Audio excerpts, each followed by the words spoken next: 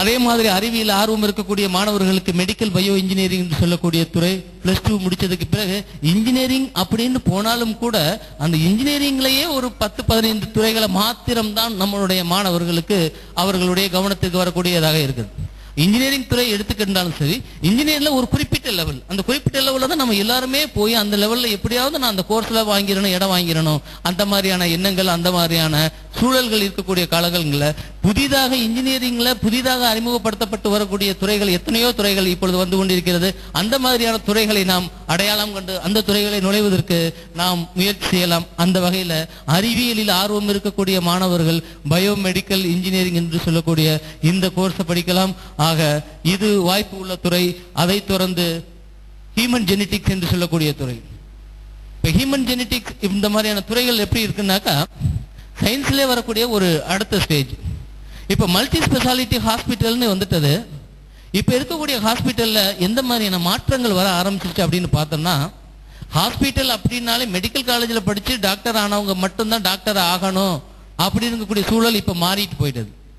பெரிய பெரிய hospital, Apollo, அந்த மாதிரியான பெரிய அட்வான்ஸ்டு சொபிஸ்டிகேட்டட் ஹாஸ்பிட்டலில் இப்போ இருக்கக்கூடிய டெவலப்மெண்ட் எப்படி இருக்குன்னு பார்த்தோம்னா, ஒவ்வொரு துறைக்கும் ஒவ்வொரு உறுப்புக்கும் ஒவ்வொரு தனி ஸ்பெஷலிஸ்ட் அப்படின்னு வந்தது போக, இந்த மருத்துவத்துறை சாராத அறிவியல் துறையிலும் எக்ஸ்பர்ட் வந்து அவங்களுக்கும் டாக்டருக்கு நிகரான மருத்துவ அந்த சம்பளத்தோடு அந்த மரியாதையோடு அந்த பேஷண்ட்களை சந்திக்கக்கூடிய ஒரு சூழல் இப்போ உருவாயிட்டது. இப்போ மெடிக்கல் காலேஜில் படித்து டாக்டராக ஆகினவங்க தான் மருத்துவமனைகளில் வேலை செய்யணும் அப்படிங்கிற நிலை போய் இந்த மாதிரியான படிப்பு படித்தவங்க ஹியூமன் ஜெனடிக்ஸ், இந்த ஹியூமன் ஜெனடிக்ஸ் படித்தவங்க, எம்எஸ்சி படித்தவங்க, ஹியூமன் ஜெனடிக்ஸ் முடித்தவங்க, இதில் பிஹெச்டி முடித்தவங்க பெரிய பெரிய கல்லூரி பெரிய பெரிய ஹாஸ்பிட்டல்களில் கவுன்சிலராக இருக்காங்க. இந்த கவுன்சிலர் இருக்கிறது மூலமாக மனித மரபியல் சார்ந்த கோளாறுகள் இப்போ உள்ள காலகட்டத்தில் பொல்யூஷனுக்கு பிறகு இப்போ உள்ள அபரிமிதமான மாற்றங்கள், நினைத்து பார்க்க முடியாத அளவு மாற்றங்கள், மனநியல் மாற்றங்கள் தவிர, உடலியல் மாற்றங்கள் தவிர, சைக்காலஜிக்கல் மாற்றங்கள் தவிர, இந்த மாதிரியான குரோமோசோம்கள் மரபியல் மாற்றங்களும் அதிகமாக வரக்கூடிய காலகட்டம் ஆயிடுச்சு. ஏன்னாக்கா புது புது வகையான நோய்களினுடைய எண்ணிக்கை எவ்வளவுக்கு எவ்வளவு டெக்னாலஜி கூடிக்கிட்டே போகுதோ அவ்வளவுக்கு அளவு புது புது நோய்களினுடைய தாக்கம், புது புது நோய்களினுடைய ஆக்கிரமிப்பு அதிகமாகி போய்கிட்டே இருக்கு.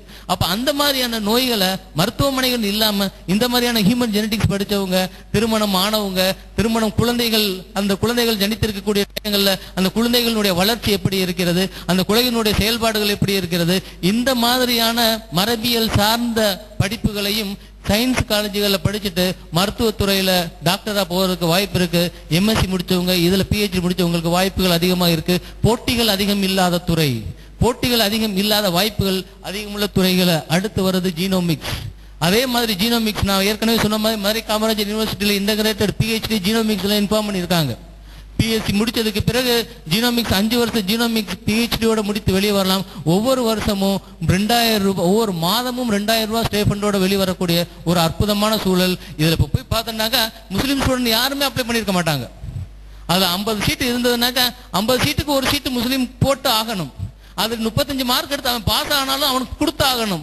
ஆனால் இப்படியெல்லாம் இருக்குங்கிறது யாருமே தெரியறதில்ல, போறதில்ல, அதுக்கு முயற்சியே பண்றதில்ல. மாணவர்கள் இது மாதிரியான படிப்புகளை எடுக்கலாம். அதை தொடர்ந்து மெரைன் பயாலஜி என்று சொல்லக்கூடிய ஒரு அற்புதமான ரகசியங்களை உள்ளடக்கிய துறை. உலகத்தில் இருக்கக்கூடிய 70% நிலப்பரப்பு 70% பரப்பு நீரால் சூழப்பட்டிருக்குங்கிறது நமக்கு தெரியும். 30% பரப்பில் இருக்கக்கூடிய அந்த நிலப்பகுதியில் இருக்கக்கூடிய அதிசயங்களை நாம் இன்னும் சரிவர கண்டுபிடிக்க முடியாத சூழல்ல, அதுல இருக்கக்கூடிய வளங்களையே சரியாக உபயோகப்படுத்த முடியாத சூழல்ல 70% இருக்கக்கூடிய இந்த நீர் பரப்புக்குள்ள இறைவன் ஒரு கற்பனைக்கு எட்டாத கற்பனைக்கு வராத அற்புதங்களையும் ஆச்சரியங்களையும் இந்த கடலுக்குள்ள வச்சிருக்கிறார். இந்த கடலுக்குள்ள இருக்கக்கூடிய துறைகளை பற்றி படிப்பதற்காக சமீபத்தில் அறிமுகப்படுத்தப்பட்டதுனாலும், மிக காலத்துக்கு முன்னால் அறிமுகப்படுத்தப்பட்டதுனாலும் கூட சமீப காலங்களில் இதற்கு ஒரு தனியான துறை என்றே, கடலியல் துறை என்றே ஒரு துறை ஆரம்பிக்கப்பட்டு கடலில் இருக்கக்கூடிய ஆழ அகலங்களை எல்லாம் தனித்தனியாக படிப்பதற்காக படிப்பு இருக்கிறது. கடலியல் சார்ந்த ஆர்வம் இருக்கக்கூடிய மாணவர்கள் இந்த படிப்பை படிக்கலாம். இதுல physical oceanography, chemical oceanography, Jio oceanography, bio oceanography என்று பல வகையான படிப்புகள் இருக்கிறது. மாணவர்கள் கடலில் ஆர்வம் இருக்கக்கூடிய மாணவர்கள், கடல் வளம் சார்ந்த ஆர்வம் இருக்கக்கூடிய மாணவர்கள் இந்த படிப்பை படிக்கலாம். அதே மாதிரி ஜியோ இன்ஃபர்மேட்டிக்ஸ் சொல்லக்கூடிய படிப்பு. இப்ப நான் படிப்புகள் நிறைய அதிகமான படிப்புகள் இருக்கு. நேரம் இல்லாத காரணத்தினால் நான் கொஞ்சம் ஃபாஸ்டா போயிட்டு இருக்கேன். மாணவர்கள் எந்த படிப்பின் மேல் விருப்பம் இருக்கோ அந்த படிப்பை குறிச்சிட்டு கடைசியில் நம்ம டிஸ்கஸ் பண்ணும்போது பண்ணலாம். கொடுக்கப்பட்டக்கூடிய நேரம் நமக்கு குறைவா இருக்கிறதுனால படிப்புகளினுடைய இன்ட்ரடக்ஷனும் அதனுடைய பயன்களையும் கொஞ்சம் குறைச்சு சொல்லிடுறோம். உங்களுக்கு தேவைப்படும் பொழுது நீங்கள் இந்த பயன்களை தனியாக கேட்டுக்கொள்ளலாம்.